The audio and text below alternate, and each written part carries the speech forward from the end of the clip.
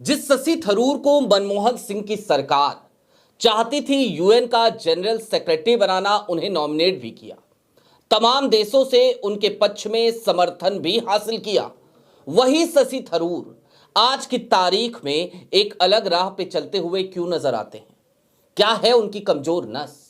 जिन शशि थरूर को यूएन का अध्याय समाप्त होने के बाद 2009 में पहली बार कांग्रेस ने ना सिर्फ चुनाव लड़वाया बल्कि चुनाव जितवाया भी, और उसके बाद शशि थरूर को सांसद बनने के साथ ही मंत्री पद दे दिया, वही शशि थरूर 4 बार लगातार कांग्रेस से केरल के तिरुवनंतपुरम से सांसद हैं। उसके बावजूद आज की तारीख में वो बागी होते हुए क्यों नजर आते हैं?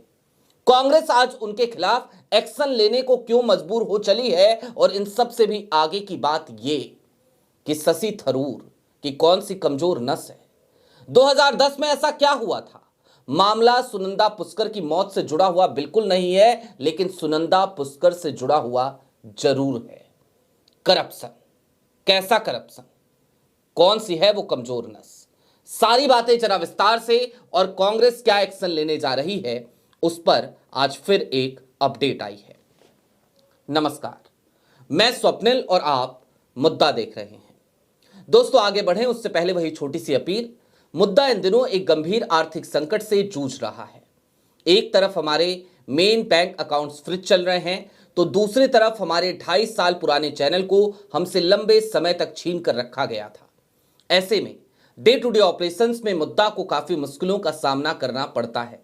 लिहाजा आपसे गुजारिश है, यदि आप चाहें, यदि आप सक्षम हो, यदि आपको मुद्दा की बेबाकी पसंद हो, तो जिस वक्त में मुद्दा इन मुश्किल हालातों से गुजर रहा है, आप छोटी छोटी मदद जरूर कीजिएगा। इसके लिए आप स्क्रीन पर दिख रहे क्यूआर कोड या फिर के नीचे दिख रहे यूपीआई नंबर का इस्तेमाल कर सकते हैं।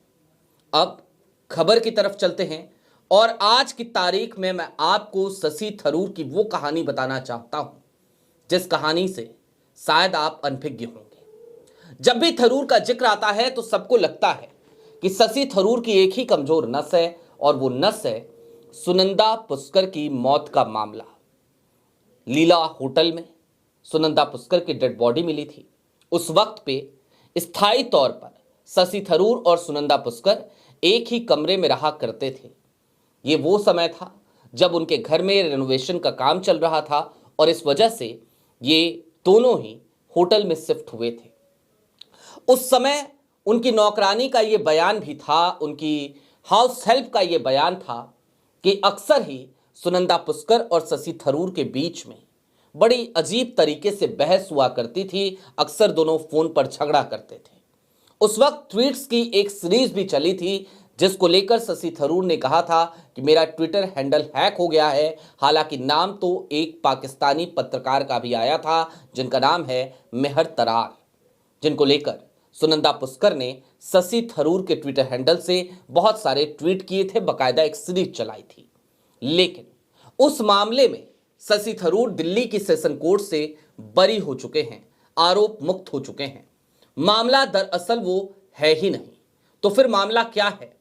मामला मोदी से जाकर जुड़ता है, सुनंदा पुष्कर से जाकर जुड़ता है, और ये मोदी नरेंद्र मोदी नहीं है। इन मोदी का नाम है ललित मोदी। वही ललित मोदी जो एक जमाने में क्रिकेट की दुनिया में बेताज बादशाह कहे जाते थे। वही ललित मोदी जो इस देश से फरार चल रहे हैं, जिनको भगोड़ा करार दिया जा चुका है। दरअसल 2009 में शशि थरूर को कांग्रेस ने टिकट ऑफर की। यह टिकट थी तिरुवनंतपुरम से लोकसभा सीट की। शशि थरूर ने सहर्ष इस टिकट को स्वीकार किया, चुनाव लड़ते हैं, 9000 वोटों से चुनाव जीतते हैं। हालांकि बहुत सारी विषम परिस्थितियां उस समय थरूर के सामने आकर खड़ी हो गई थी।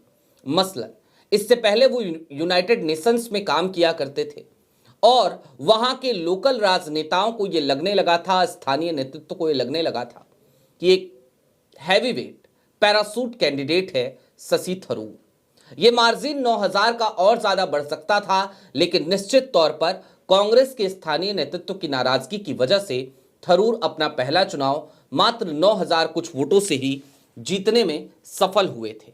लेकिन वो चुनाव तो जीते ही थे। एक अच्छे डिप्लोमेट रहे शशि थरूर, जैसे ही चुनाव जीतकर लोकसभा पहुंचते हैं, मनमोहन सिंह की सरकार में उनको एक गिफ्ट मिलता है। क्या था वो गिफ्ट? उन्हें मिनिस्टर ऑफ स्टेट बनाया गया एक्सटर्नल अफेयर्स मिनिस्ट्री का, यानी कि विदेश मंत्रालय में राज्य मंत्री का पदभार शशि थरूर ने पहली बार सांसदी जीतने के बाद ही ग्रहण कर लिया था। 2009 में शशि थरूर मंत्री बनते हैं और फिर साल आता है 2010 का। 2010 इस दुनिया में बहुत सारी उथल पुथल का एक वक्त रहा है और उसी समय क्रिकेट की दुनिया में भी कुछ अलग हो रहा था। क्या हो रहा था वो? तो आपको याद आएगा कि भारत में आईपीएल की शुरुआत हो रही थी, यानी कि इंडियन प्रीमियर लीग की। इंडियन प्रीमियर लीग की शुरुआत होती है और शशि थरूर, जो दुनिया भर में तमाम अनुभवों को समेटे हुए थे, एक पढ़े लिखे व्यक्ति, एक बुद्धिजीवी वर्ग से आने वाले व्यक्ति, उनको केरल की कोच्चि टीम अपना सलाहकार नियुक्त करती है।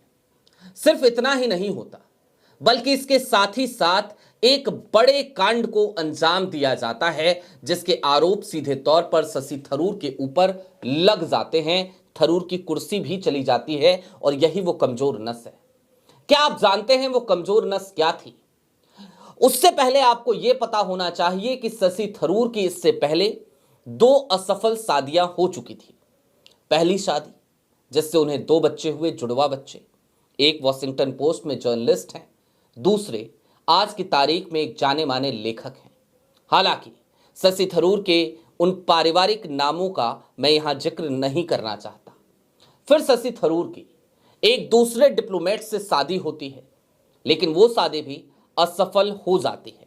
और फिर शशि थरूर की तीसरी शादी होती है, जिनका नाम आप सब जानते हैं, सुनंदा पुष्कर, जिनको लेकर प्रधानमंत्री नरेंद्र मोदी ने बड़ी ही ओछी टिप्पणी की थी, 50 करोड़नी गर्लफ्रेंड।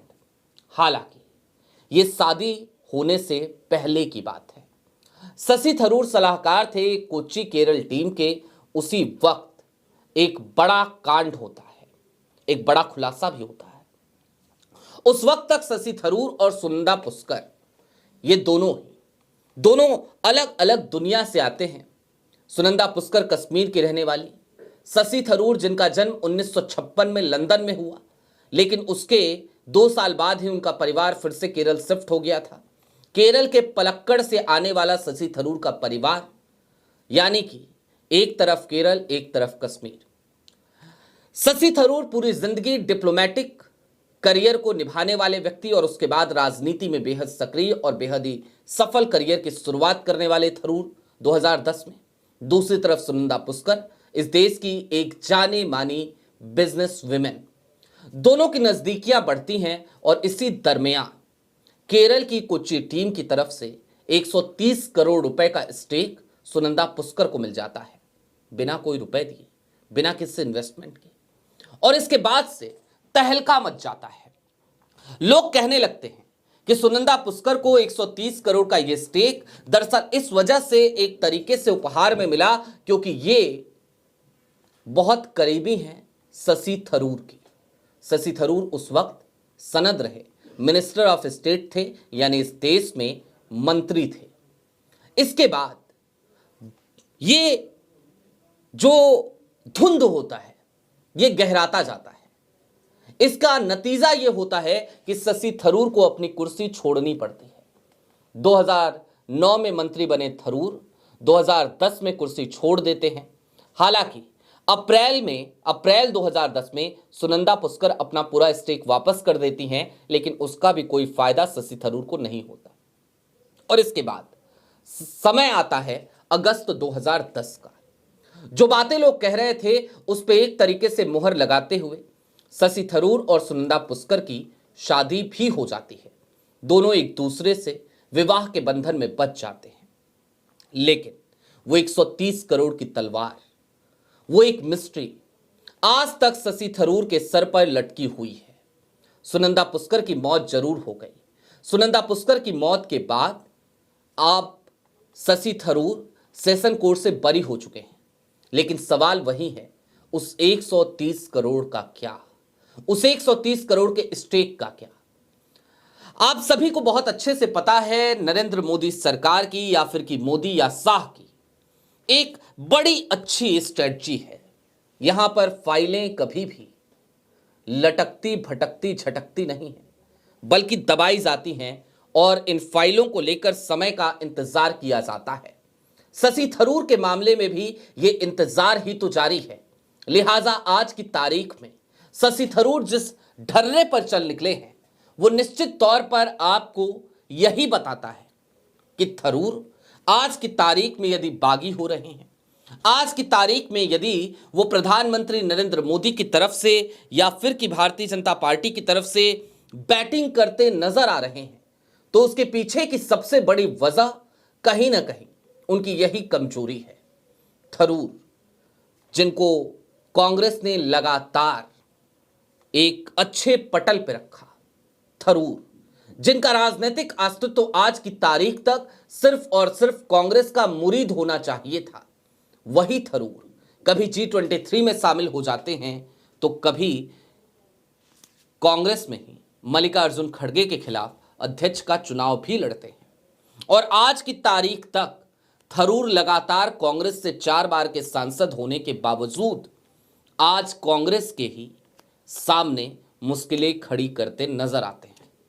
अब ये तो हो गया थरूर साहब, ये हो गया थरूर साहब के इतिहास का वो ऐतिहासिक चैप्टर जो ये देश भुला चुका था। हमने सोचा आज आपको याद दिला दिया जाए, उनकी कमजोर नस आपको बता दी जाए। लेकिन अब आगे बढ़िए, क्या कांग्रेस हमेशा ही इसी तरीके की उधेड़ बुन से गुजरती रहेगी और इन तमाम चीजों को झेलती रहेगी? तो उसका जवाब है नहीं, बिल्कुल नहीं। कांग्रेस की मंत्रणा अपने अंतिम दौर में है और सिर्फ मंत्रणा नहीं है बल्कि अब फैसला हो चला है। थरूर का राजनीतिक करियर अपने अस्ताचल की तरफ, सूर्यास्त की तरफ बढ़ चला है। सच्चाई तो यह है कि शशि थरूर को भी इस बात का पूरी तरीके से अनुमान है कि without Congress he will never survive in Indian politics. और ऐसा इसलिए है क्योंकि भारतीय जनता पार्टी में शशि थरूर के लिए कोई जगह बचती नहीं है। इतना ही नहीं, आज की तारीख में कांग्रेस की मजबूरी भी तो यही है कि भला कब तक वो शशि थरूर को ढोती रहे। आपको राहुल गांधी का एक वक्तव्य चलते चलते याद दिला देना चाहता हूं। एक संवैधानिक सभा थी और राहुल गांधी ने एक बात बोली थी उस पब्लिक डोमेन पर। राहुल गांधी ने कहा था कि लोग हमारे यहां रहते हैं और फिर अचानक कहते हैं किसी को अपना महल बचाना है, किसी को कुछ बचाना है, जाओ भैया अपना महल बचाओ, जाओ अपनी संपत्तियां बचाओ, हमें तो उन्हीं लोगों की जरूरत है जो हमारे साथ लड़ सकते हैं। शशि थरूर आज की तारीख में लड़ने वाले घोड़े साबित नहीं हो रहे हैं। लिहाजा राहुल गांधी को अब शशि थरूर से छुटकारा पाना होगा, यह उनकी मजबूरी भी है। हालांकि शशि थरूर निश्चित तौर पर एक बुद्धिजीवी व्यक्ति हैं। उनको समझना चाहिए कि इस तरीके की अड़चनें आती हैं और इस तरीके की अड़चनों से जो भिड़ता है, जो लड़ता है, निश्चित तौर पर वही राजनीति में सफल हो पाता है। लेकिन शशि थरूर शायद ये सारी बातें आज की तारीख में समझने को तैयार नहीं है। वो एक तरीके से कॉम्प्रोमाइज्ड पॉलिटिशियन की तरह वो तमाम बातें करते हुए नजर आते हैं, उस तमाम स्क्रिप्ट पे काम करते हुए नजर आते हैं जो स्क्रिप्ट शायद उन्हें मोदी जी के दरबार से थमा दी गई है। एक ऐसी स्क्रिप्ट जो कांग्रेस को तोड़ने की साजिश की तरफ बढ़ती नजर आती है या फिर कि कांग्रेस के सामने मुश्किलें खड़ी करती नजर आती है। आपकी क्या राय है हमें कमेंट बॉक्स में जरूर बताइएगा। अभी के लिए दीजिए इजाजत। चलते चलते फिर वही अपील, चैनल पे नए हो तो सब्सक्राइब करते हुए जाइएगा। सक्षम हो तो मुद्दा जिस दौर में एक मुश्किल हालात से गुजर रहा है, छोटी छोटी मदद मुद्दा की जरूर कीजिएगा। बहुत शुक्रिया।